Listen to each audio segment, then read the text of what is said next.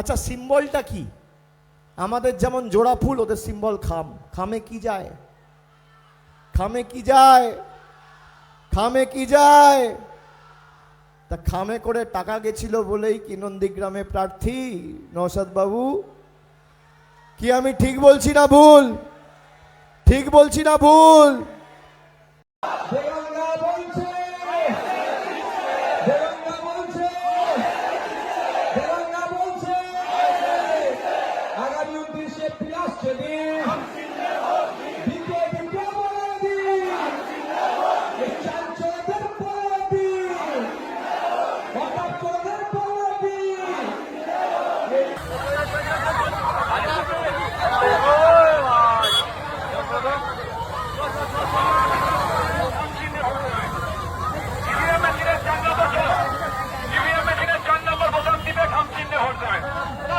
নবান্ন চোর চোর চোর চোর চোর চোর চোর চোর চোর চোর চোর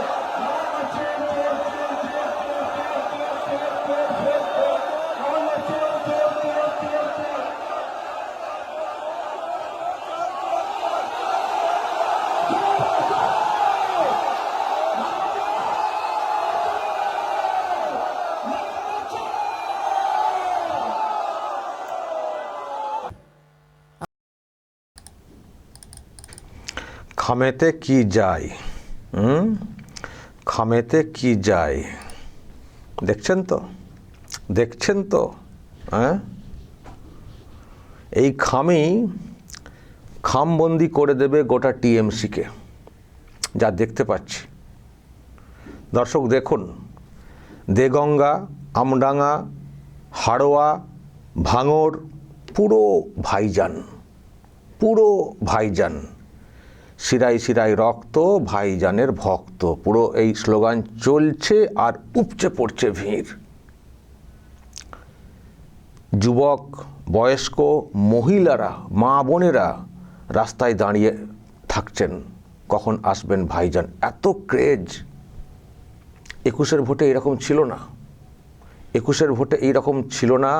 21-এর পরে এতটা সময় গেছে, অনেক ঝক্কি সামলেছেন নওশাদ সিদ্দিকী, উনিও পক্ত হয়েছেন, বেশ জায়গাও তৈরি করেছেন। এবং দেখুন কি লোকজন, সামনে মহিলারাও আছেন।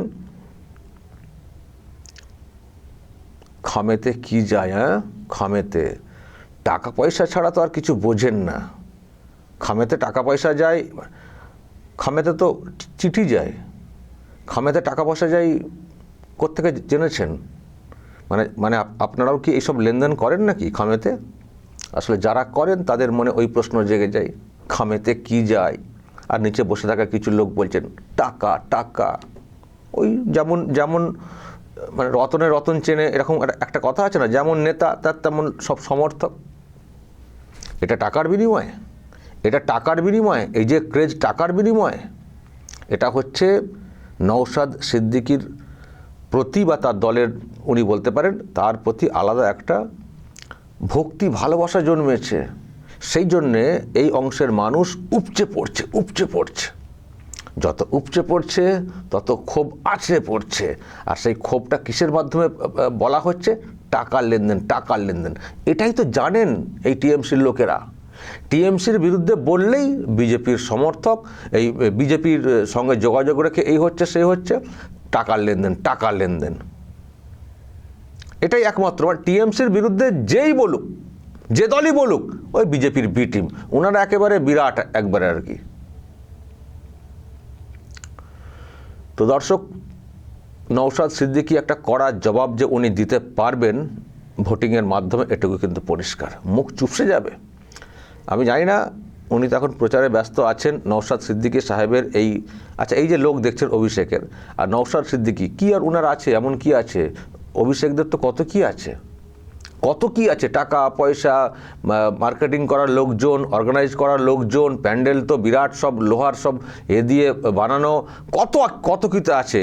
তো তার কত লোক হয়েছে অভিষেকের সভাতে। আর নওশাদ সিদ্দিকী একজন, একটা পরিচিতি একটা আলাদা আছে, পীরজাদা, আর কথা বলেন, এবং তার দলের একটা এ আছে।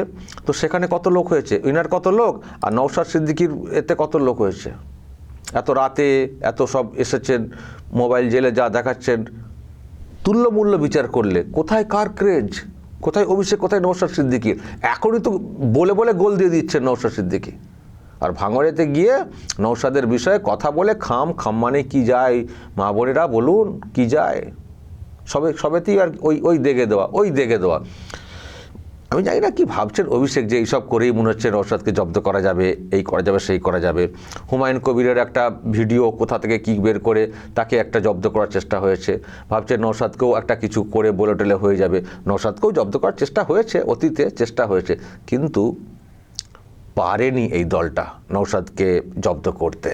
নওশাদের যা ক্রেজ দেখছি, আমি তো বলবো দক্ষিণবঙ্গে যে ভোটটা হচ্ছে পরের দফাতে দেখবেন টিএমসির দফা রফা করে দেবেন অনেকটাই এই নওশাদ সিদ্দিকী, দেখবেন।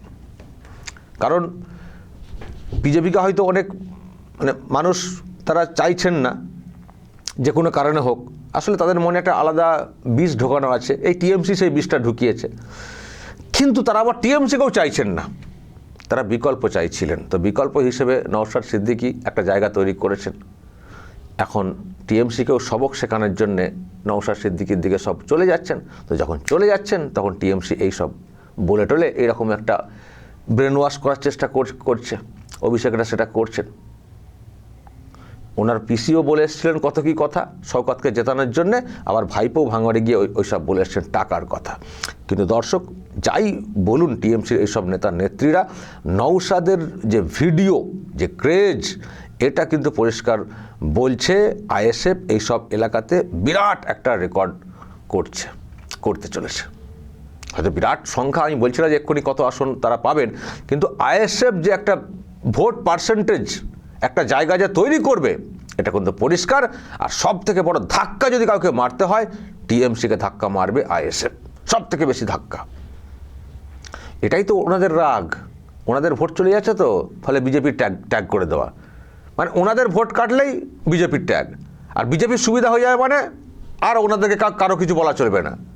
এই সুযোগেই তো টিএমসি বারবার ক্ষমতায় টিকে থাকছে, এই ভয় দেখিয়ে বিজেপিকে আমরা আটকাবো, আমাদেরকে ভোট না দিলে কিন্তু বিজেপি চলে আসবে, আর আমাদের বিরুদ্ধে কেউ বললে আমরা বিজেপির লোক, এই করে ভয় দেখিয়ে সরকারটা ক্ষমতায় টিকে থাকছে।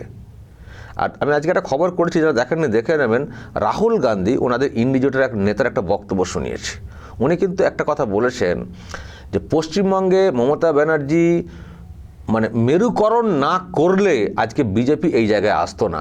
মানে এই যে মেরুকরণ, তোষণের রাজনীতি, এইটা করতে গিয়ে বিজেপিকে কার্যত ডেকে আনা হয়েছে। বিজেপি একটা জায়গা পেয়েছে, কারণ একদিকে তোষণ করলে অন্য দিকটা বঞ্চিত থাকে, সেই বঞ্চিত পার্টটাকে বিজেপি ধরেছে। ফলে মূল দায়ী এখানে এই হিন্দু মুসলিম এই যে বিষয়টাতে তিনি হচ্ছেন মমতা ব্যানার্জি, উনি হচ্ছেন মানে মেন দায়ী এইরকম পরিবেশ তৈরির জন্য বলেছেন।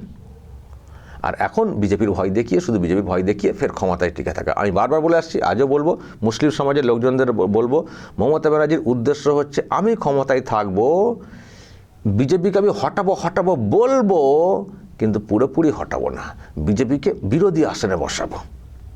বিজেপিকে বিরোধী আসনে বসালেই বিজেপি ভয়টা দেখানো যাবে, এইক্ষণে বিজেপি চলে আসবে, আমাকে না ভোট দিলে বিজেপি চলে আসবে, এই করে ভোটটা নেব, তারপর ড্যাং করব। এই করতে এখন বিজেপি এবার ওনাকেই লাথি মারার মতো জায়গায় চলে এসছে। তো এবার চতুর্দিকে ছুটোছুটি, এবার অন্যান্য ভোট চলে যাচ্ছে যেদিকে, সেদিকে মানে একেবারে বলার চেষ্টা, আমাকে ভোট দেওয়া, নাহলে বিজেপি চলে আসবে। কে আসবে না আসবে আমরা জানি না, কিন্তু এটুকু বলতে পারি টিএমসি যাচ্ছে। নওশাদ সিদ্দিকীরা তারাও চেষ্টা করছেন তাদের দলের প্রতিষ্ঠা করে একটা জায়গায় নিয়ে আসতে। দেখা যাক তারা কতটা সেদিক দিয়ে জায়গা তৈরি করতে পারেন। কিন্তু এই যে ভিড়, এই যে জমায়েত, আমি গতকালকেও একটা দেখিয়েছি, আজকেও দেখছি, সবটা দেখাতে পারিনি, আমি ওনার পেজ দেখছিলাম, আরও সব জায়গার ভিডিও আসছে।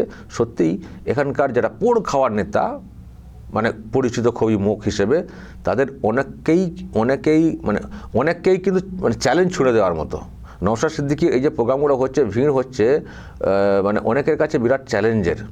আমি এটাও শুনছিলাম, যেহেতু ওনাদের বামেদের সঙ্গে জোট আছে, বামেদের প্রোগ্রামে বামেদের যারা নেতা, পুরনো নেতা, তাদেরকে নিয়ে এসে লোক হচ্ছে না, সেখানে নওশাদ সিদ্দিকী যাচ্ছেন বা তাকে নিয়ে যাওয়া হচ্ছে ওই জোটের প্রোগ্রামে। মানে নওশাদ সিদ্দিকী এতটাই ক্রাউড পুলার হয়ে উঠেছেন এই মুহূর্তে, বিশেষ করে মুসলিম সমাজ।